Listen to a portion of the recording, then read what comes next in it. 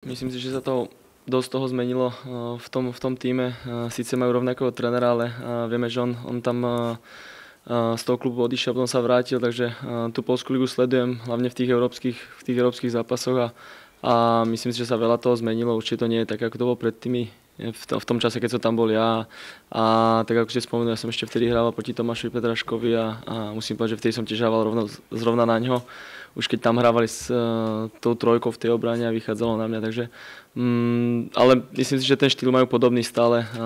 Viem, že tréner Papšun preferuje taký ten systém a ten systém sa podľa mňa nezmenil. Tak nemyslím si, že je to nejaká ťažká situácia. Myslím, že ťažšia situácia bola hneď na začiatku, keď sme remizovali v Jablonci a prehrali sme v Aktobe a v tej novej pozícii. To bolo trošku nepríjemné, ale samozrejme, ale nie je to len o mne.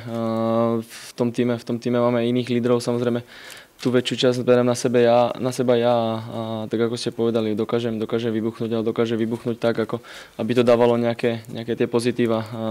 Nesnažím sa byť vždy nejak negatívny, pretože to môže uškodiť nielen mne, ale proste celému mužstvu. Takže samozrejme, keď treba zvýšiť hlas, zvýšim, ale snažím sa to vždycky dať do nejakej tej pozitívnej súvislosti a ten tým vždy nakopnúť, aj keď povedzme sa teraz prehral v tej Karvine, ale už som to povedal po zápase, ten zápas sme si prehrali sami, pretože sme predvedli slabý výkon a takéto výkony v Sparte ukazovať nemôžeme a som povedal, že je to teraz na nás, máme ďalší zápas hneď v blízkej dobe a potom hneď ďalší, takže tých zápasov je strašne veľa a nemôžeme sa zastaviť na jednom, dá sa povedať, v tom pokazanom zápase a myslieť o ňom teraz povedzme týždeň, ale čaká nás ďalší zápas hneď zajtra a v tom zápase musíme ukázať, že to bol len taký blbý výpadok a ukázať tú našu kvalitu, ukázať tú našu silu.